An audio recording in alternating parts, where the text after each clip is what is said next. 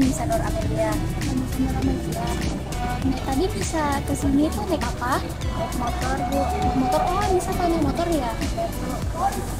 Ibu mau bertanya sekarang Nisa ini kuliah, kerja atau bagaimana? Kerja Bu, Kerja. sambil kuliah. Oh, kerja sambil kuliah.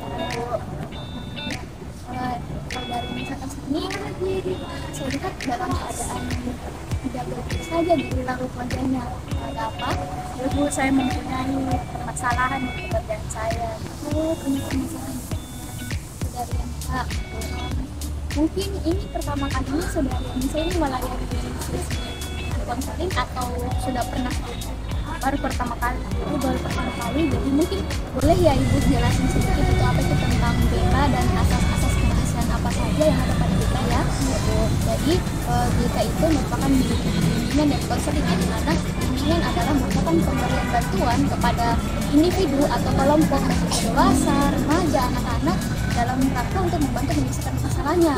Dan konseling itu sendiri merupakan suatu proses konseling atau pemberian bantuan kepada individu yang disebut klien oleh konselor atau seorang ahli.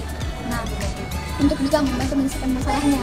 Nah, di dalam BK itu juga ada beberapa asas, diantaranya ada asas kerahasiaan, asas kesukarelaan, asas keterbukaan. Di mana asas kerahasiaan itu, saudari Nisa tidak perlu khawatir tentang segala apapun cerita saudari Nisa kepada ibu, karena kami di sini berpegang teguh dengan asas kerahasiaan, sehingga hal-hal itu akan tetap terjaga.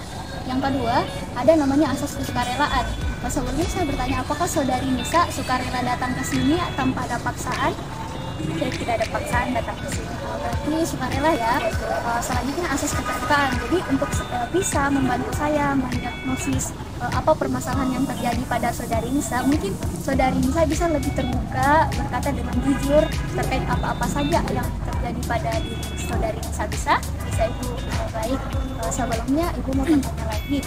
Di dalam konsep itu kita memiliki beberapa waktu. Apakah 40 menit cukup? Cukup Ibu. Baik, saudari Nisa ini menjelaskan ada permasalahan yang terjadi di tempat kerjanya. Kalau Ibu boleh tahu permasalahan apa ya? Ini Bu, permasalahan saya yaitu teman saya tidak suka dengan saya karena saya itu naik jabatan ke sekretaris begitu Bu. Lalu dia iri dengan saya Bu. Ibu tahu memang posisi pekerjaan kamu tuh sebelum naik jabatan dan sesudah naik jabatan itu apa ya? Sebelumnya Bu, pekerjaan saya itu sebagai karyawan dan baru ini saya diangkat sebagai sekretaris umum. Oh, sebelumnya dari karyawan biasa lalu diangkat jadi sekretaris umum. Kalau boleh tahu, apa yang menyebabkan teman kamu menjadi iri? Atau mungkin sebelumnya dia tidak bersikap seperti itu atau bagaimana? Sebelumnya Bu, dia tidak bersikap seperti itu. Setelah saya kenaikan jabatan, dia mulai seperti itu, iri dengan saya. Kalau boleh Ibu tahu, apakah sebelum kamu naik jabatan itu, apakah teman kamu pernah kamu tanyain bahwa sikapnya itu dia memang seperti itu atau bagaimana? Sebelumnya saya tidak pernah bertanya ke teman saya, tapi saya melihat perbedaan sebelum saya naik jabatan dan setelah naik jabatan. Dia ada perubahan kepada sikapnya. Sikapnya itu seperti apa tadi? Ya, sudah sedikit. Apakah sikapnya itu menghambat pekerjaan kamu atau bagaimana? Kalau menghambat pekerjaan saya, tidak Ibu.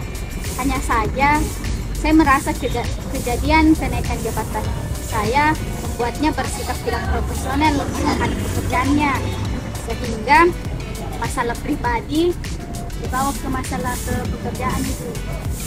Lantas bagaimana itu Bu cara menyikapinya? Saya paham ya bagaimana perasaan kamu terhadap teman kerja kamu yang memberikan sikap yang kurang profesional ya dalam dunia kerja, terlebih lagi dia bersikap judes dan jutek karena kamu mengalami kenaikan jabatan. Tapi mungkin saran dari saya itu mungkin kamu boleh coba melakukan pendekatan emosional dengan teman kamu.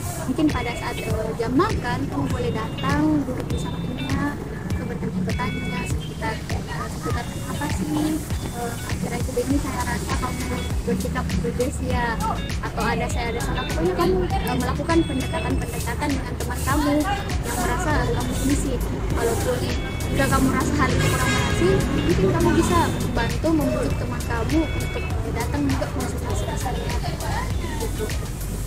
Nah, jadi semisal nih kalau kamu belum dia bawa dia ke saya, kalau dia mau terbuka, dia mau bicara, ya kamu coba tanya-tanya lagi kenapa kamu sampaikan pertanyaan kamu itu dengan baik ya Tuhan, supaya dia juga itu menerima atau menyambut kedatangan kamu dengan baik, tidak merasa bahwa kamu adalah musuhnya seperti itu. Nah, jadi kamu tuh harus berbincang dengan teman kamu itu dengan kepala dingin, kepala yang segar, sehingga tidak ada perselisihan antara kamu dan dia. Nah, kalau boleh ibu tahu kan kamu ini bekerja di bagian sekretaris. Terlebih lagi tadi kamu mengatakan bahwa kamu kuliah sambil kerja. Apakah itu menghambat kuliah kamu? Tidak ibu, tidak menghambat. Emang sekarang masuk kerjanya itu di semester berapa? Dari semester 2 ibu. Semester 2 kamu kerja sampai sekarang semester berapa? Semester akhir ibu. Semester akhir. Sudah berada di semester akhir. Dalam artian kan sudah dewasa. Mungkin boleh kamu meminimalisir pekerjaan kamu biar kamu bisa lebih fokus untuk kuliah kamu. Terlebih lagi masalah kamu dengan teman kerja kamu itu mungkin boleh diselesaikan baik-baik dengan secara dewasa dan kepala dingin, supaya tidak ada perselisihan antara kamu dengan teman kerja kamu. Bisa tahu apakah jadwal kuliah kamu dan pekerjaan kamu tuh bentrok atau bagaimana? Tidak ibu, karena saya mengambil jadwal kuliah di hari libur pekerjaan. Berarti itu tidak menghambat pekerjaan kamu ya, dan juga kuliah.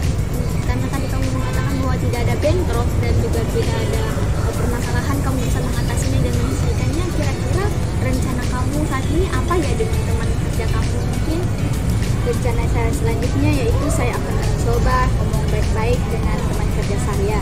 Dan kalau memang belum bisa, mungkin boleh saya bawa rekan kerja saya ke sini untuk proses konseling. Lalu apakah saya boleh melakukan pertemuan selanjutnya? Oh iya boleh. Nanti di pertemuan ini kita bisa mengevaluasi apa yang telah kamu sampaikan ke teman kamu ya. Karena kan tadi katanya kamu sudah berencana untuk membantu untuk menyelesaikan masalah kamu itu dengan cara berbicara baik-baik. Nah, kita akan evaluasi apa yang terjadi setelah konstruksi itu dan misalkan ini. Mungkin itu saja. Apakah sampai saat ini ada pertanyaan atau yang ingin kamu sampaikan? Baik, sudah ada itu, sudah tidak ada, mungkin kita bisa cukupkan kasus ini ya. Jadi nanti pekan depannya kita bisa bertemu lagi. Ibu, terima kasih Bu atas waktunya. Hati ya, ibunya. Assalamualaikum. Salam.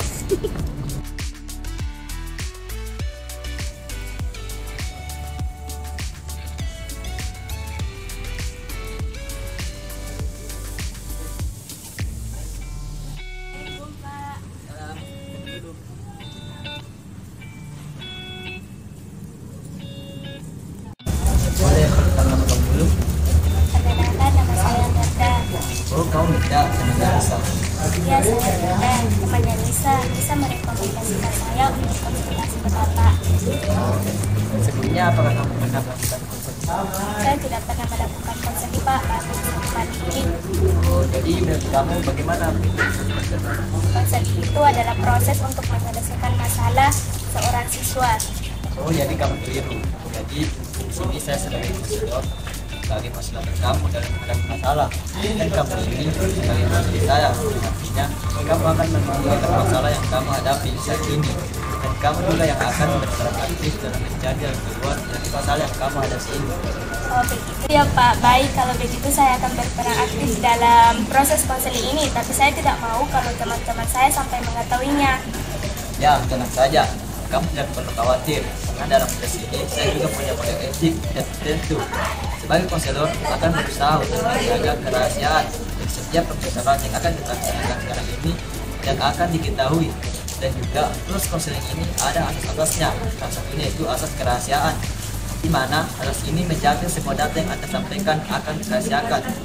Terus ada juga asas kesukarelaan, di mana kamu datang ke sini karena keinginan kamu sendiri tanpa adanya paksaan dari orang lain. Terus yaitu ada juga asas kenormatifan, di mana proses konseling yang akan kita laksanakan saat itu semua berdasarkan norma-norma yang berlaku. Jadi tenang saja, semua itu terjaga sesuai dengan asas tersebut. Oh begitu ya Pak. Oke baik, sebelum kita melaksanakan konseling ini, alangkah baiknya kita sepakati terlebih dahulu waktunya. Bagaimana kalau 30 menit saja ke depan? Apakah sudah cukup? Sudah cukup Pak. Baik, kalau semua sudah disepakati, maka proses konseling ini kita mulai. Jadi masalah yang kamu hadapi sekarang ini apa? Saya sedih Pak karena belakangan ini saya sering dimarahi oleh guru-guru di sekolah Kemarin kenapa? karena saya jarang mengerjakan tugas Pak. Bisa kamu ceritakan kenapa kamu jangan mengerjakan tugas? Karena saya bosan Pak. Mulai dari jam 7 pagi sampai siang saya melaksanakan sekolah online dan setelah itu saya mengikuti les online. Oh, jadi intinya kamu ini cukup jenuh ya dengan tugas saja. Ya Pak. Saya bosan Pak. Saya pengennya tidur saja dibanding harus mengerjakan tugas. Terlalu lelah begitu, jadi kesehatan saya juga terganggu. Saat kamu tidur di awal, apakah kamu menggantinya dengan bangun tengah malam atau bangun di awal untuk mengerjakan tugas atau menggantinya pada malam hari itu? Kalau saya sih nggak gitu Pak. Jadi kamu tetap tidur lebih awal, tapi kamu tidak menggantinya dengan waktu yang lain begitu. Ya Pak, saya tahu kalau apa yang saya lakukan ini salah dan bisa membuat saya tambah malas dalam belajar. Apalagi saya sadar kalau saya harus belajar karena ada ulangan. Kamu mengatakan bahwa kamu harus belajar, tapi kamu sendiri merasa malas karena takut akan ulangan. Ya Pak, saya bingung harus bagaimana, saya takut dalam ulangan. Terus, Saya butuh motivasi untuk bisa rajin belajar. ya kamu butuh motivasi dan kamu lihat lagi dalam belajar dan dalam menghadapi ulangan. Ya Pak, karena kalau saya begini terus saya bisa gagal dalam ulangan. Jadi bisa Bapak simpulkan bahwa kamu ini mati-matikan dalam menghadapi ulangan. Itu begitu? Ya Pak, saya takut gagal. Soalnya kalau saya gagal, saya bakal dimarahi oleh orang tua saya. Bukan hanya itu, saya juga bakal dijauhi oleh teman-teman saya. Oke, saya mengerti dengan perasaan kamu. Sekarang dari cerita kamu mulai bosan belajar dan aktivitas yang itu saja, dan juga merasa takut menghadapi ulangan karena kamu tidak tahu lagi harus bagaimana dalam menemukan semangat belajar. Begitu? Iya Pak.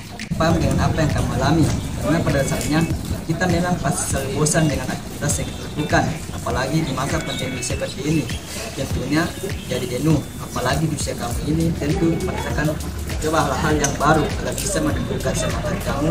Misalnya aktivitas weekend dengan keluarga, kamu juga bisa dengan teman-teman kamu, sehingga kejenuhan yang kamu rasakan saat ini bisa menumbuhkan semangat kamu lagi yang hilang. Iya. Coba kamu pikirkan hal apa yang bisa membuat kamu lebih depan.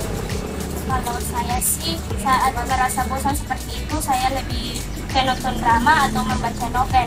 Nah, kamu ini sudah tahu apa yang bisa membuat kamu bisa bersemangat lagi. Kembali, jadi apa kira-kira rencana kamu ini untuk menghilangkan kebosanan belajar? Saya mungkin akan mengatur ulang jadwal belajar saya sebaik-baiknya dan merencanakan jadwal main saya juga atau membaca novel sesekali ketika bosan. Ya bagus, jadi kamu sudah menemukan solusi yang saya pikir ini sangat tepat. Dan apa yang kamu lakukan itu bisa sungguh-sungguh kira-kira. Ya Pak, karena saya ingin meraih prestasi saya seperti dulu. Oke baik, saya yakin kamu bisa melakukan itu karena kamu ini siswa berprestasi di sekolah. Jadi kamu tentu tahu apa yang kamu lakukan yang terbaik untuk kamu. Ya baik Pak, saya senang sekali jika hal ini bisa saya lakukan dengan sungguh-sungguh. Saya berjanji akan giat belajar ke depannya agar bisa sukses dalam menghadapi ulangan dan membahagiakan orang tua saya.